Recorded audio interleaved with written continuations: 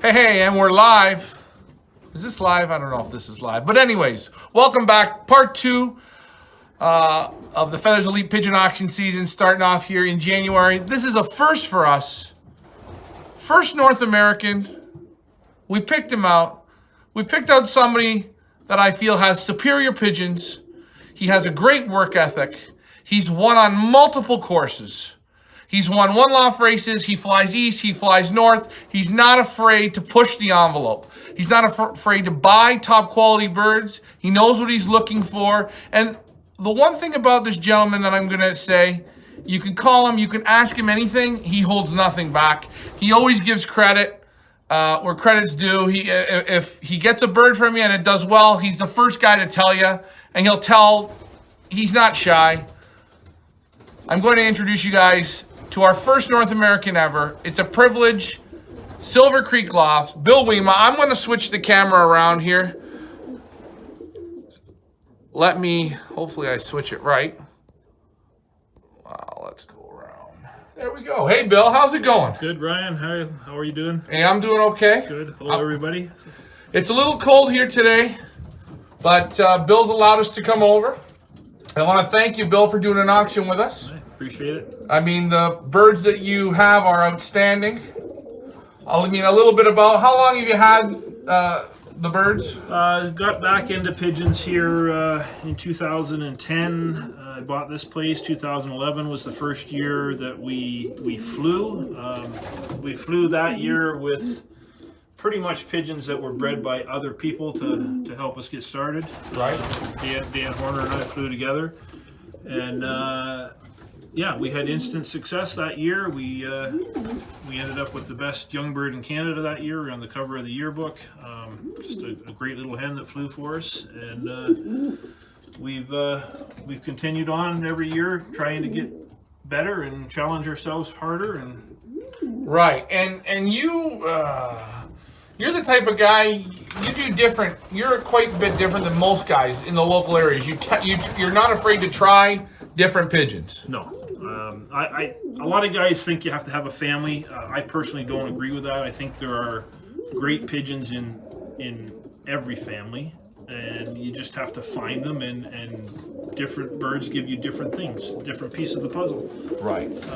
And you're all about getting all those pieces to that puzzle. Right. I know. And for me, it's a lot of fun too. I try to have pairs of pigeons from different friends of mine. Right. So it's almost like having a little competition between 10 different friends of mine, all in my loft. Right. You know, and it's fun, and it shows you different things about different families of birds. Right. And now, do you prefer young birds, old birds? Well, what's your?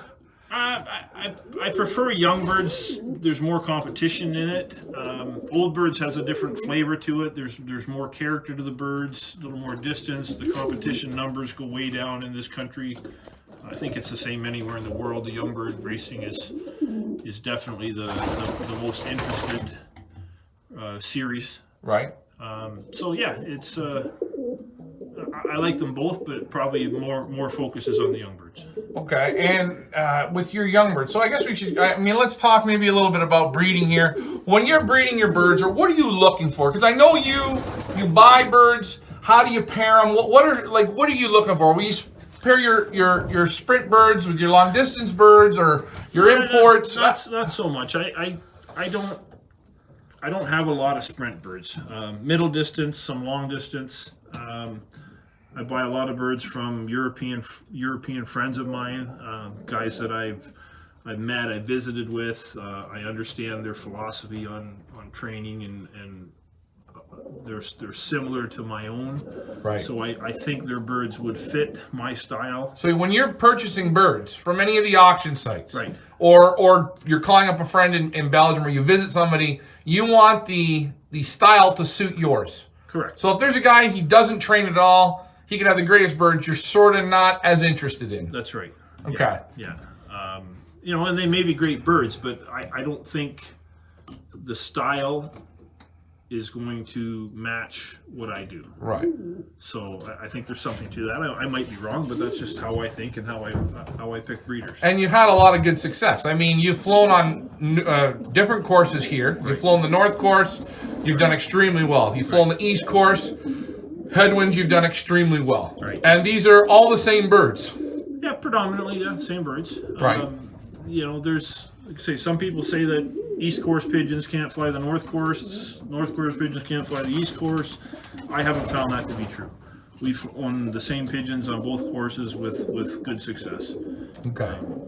So really, it's just good pigeons. Right. And you were touching on earlier, you feel there's a lot of following pigeons. Right. And very few pigeons that think. I think, yeah, I think smart pigeons are what we all need to breed for. I think in 100 young birds that you raise, you might have 20 good smart pigeons and 80 that are followers. Right. So the only way to really find those smart pigeons is to put yourself at a disadvantage. Right.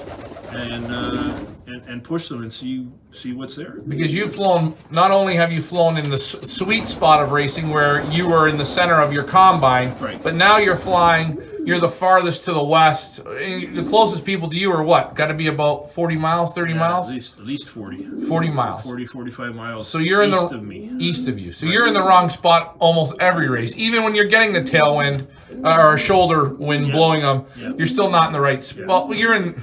It's hard. Typically in our area, when we fly north, we get northwest winds, typically. Right. And you're we're, east. And we're on the extreme, Oh, yeah, you're on the We're on northwest. the extreme west side, so that's working against us. And that's in both of the North Combines that we fly in. When we fly east, which we flew east until 2014, we were about a third of the way into the Combine and maybe just a little bit north of the center of the Combine. Lots of lofts kind of right in line with me, short of me and long of me. And yeah, you'd start the season with 90 young birds and you'd finish with 65. So that's where my thinking goes about the smart pigeons and the followers. You don't lose the followers. They're still going to come. So you put yourself way out here, way off the line of flight. You're gonna lose a lot more birds, but the good ones are going to be real good ones. Real good ones. So smart pigeons. And again, he's not saying, guys, if he breeds 100, he's not saying that 20 are great. No. He's saying one or two. One or two of those. But he finds that there's about 20 good, dependable birds that are using at least some of that stuff in between their ears. That's right. That's right. And I mean, you can talk conformation and size and shape and everything else. Families. I mean, we had a couple times this year where we had 9-10 birds on the drop, and every one of those birds was a different family. Right. So that comes down to conditioning and feeding, and I think every family's got good pigeons in it. You just got to find them. And you have found the imports that you import, or the guys from Europe that you're purchasing from, the birds work for you. By and large, some of them have been absolute flops. Right. You're going to get that, but by and large, yeah, the imports have worked well. Because you really have more of an import feel in your loft than buying from North American breeders. Right. More. Right. That's what I feel. Correct. Yeah. There's a lot of sense to saying, for a new guy, you want to start off flying in a combine, go to the best flyers in your combine and buy their pigeons. Right. And I have noticed that with you, people come to you, or I've talked to people. Oh, I've got some birds from Bill. He always gets a good feeling when I talk to people about you. Oh, Bill helped me out. You're never shy to help people out, which is another big thing in the sport that you don't see a lot. You spent hundreds of thousands of dollars on pigeons, right? And you're not afraid to give people birds and let them try and let them get into the sport. No, I want the best competition I can get. So if giving other people in my combine birds that have worked for me helps them get better, that's going to in turn make me work harder and get better. Right. That's my belief on that. So again, I think you're a gentleman in the sport. You've spent the money, you put the time in. You got fantastic breeding. Your stock is great. Go through you've got a little bit of everything, which I really, really like. Right.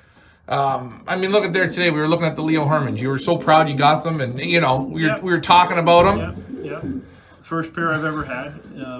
More speed birds, and the one thing I've noticed about being way offline like where we are is that the short races we get hammered in. We can't pull them out Quick enough. Maybe these speed pigeons are going to help in that situation. So I'm going to do a test this year and find out. See, but instead of you whining about it, saying you can't do it, Right. You're here. This is a big thing for you. You want to excel in some of these shorter races. Right. And he spent some money. He's gone out. He's trying some different pigeons. Now, out of all these imports that you have, or what are your favorites? What are the ones that seem to be you're always seeing consecutively up here at the top? I find the Yellow Rosier's pigeons have been very good for me, and I'm working hard on building around that family. My breeding strategy, I believe in. I like to follow the mitochondria DNA. So when you pick a super hen like Queen L was, right? I try to breed around her mitochondria DNA. Well, wait for the guy that's watching, and he's trying to spell that out, which I'm not going to ask you to spell. What does that mean? Mitochondria DNA comes from the mother, gets passed to all of her children. Okay. But only her daughters can continue to pass it on. Sons cannot pass it on. So you're more interested in the hens, the daughters, granddaughters, granddaughters, great granddaughters of Queen L. The bottom line of the pedigree will always go back to that super hen.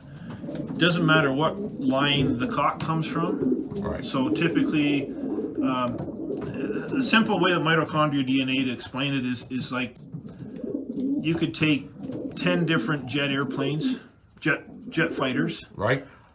If you've got one particular engine that is phenomenal, powerful, fuel efficient, it doesn't matter what body type you put it in, it's going to make that jet fighter a better jet. It's the ability of the cells to convert energy. Okay. So that comes from the hen. When you get a super, like Queen L was, there's other hens. Pauline from Albert Dubois was another one. There's on and on and on. So that's something you do look for. So you're very interested in the little Queen L hens. Right. The genetic side of it I follow, and hey, I might be all wrong. This is just right. This is your theory. This is my how you're theory. baking the cake. This is how I'm baking the cake. The hens have it.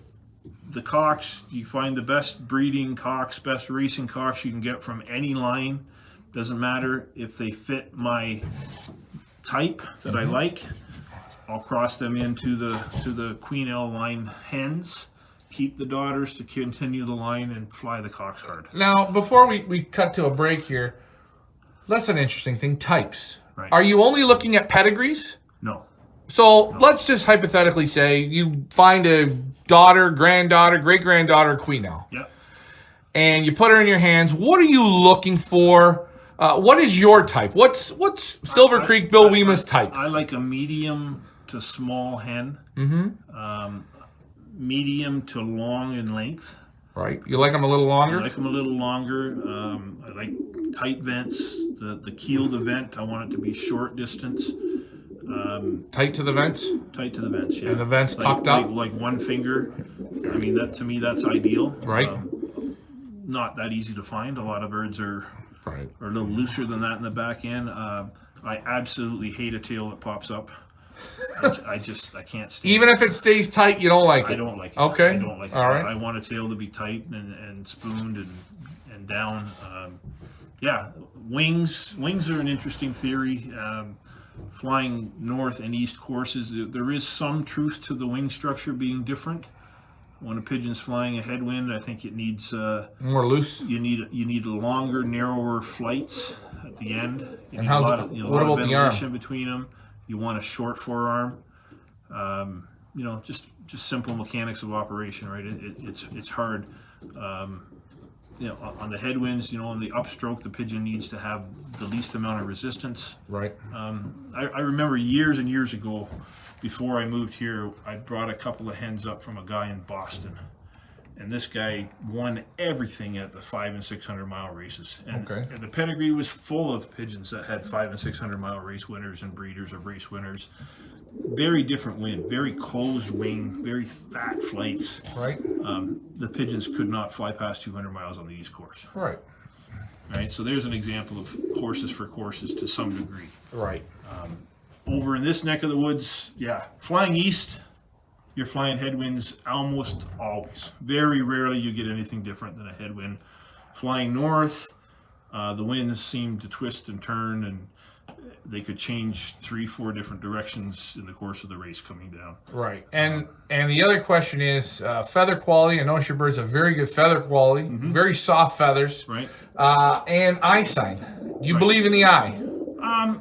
A little bit. I don't profess to understand it completely. I like a bright eye. I like a healthy looking eye. I try to match different eye colors when I breed. But that's really the extent of it. I don't go into depth into the study of eye sign. So you like a good balanced pigeon, a little longer cast, Right. tight vents, nice keel, Right. structured, good muscle, not too heavy, not too just Correct. that right feel in your hands. That's right. And I think the birds that you're going to see that Bill has brought to Feathers Elite, they have that. We went through them. They're very nice, small group, Right. a nice appetizer. And some super pedigree I see on there. Yeah, and they're a cross section of kind of every family I have. What works for you. Right. Oh, and you guys, we're going to cut off. We're going to come back to a part 2. We're here with Silvercreek Loft, Bill Weima. He's taking the time today. As you can see, he works hard. But we're going to let you guys go. I want to end this off. And let me switch this back over. See my scary mug. Check back for part 2, guys. Thank you.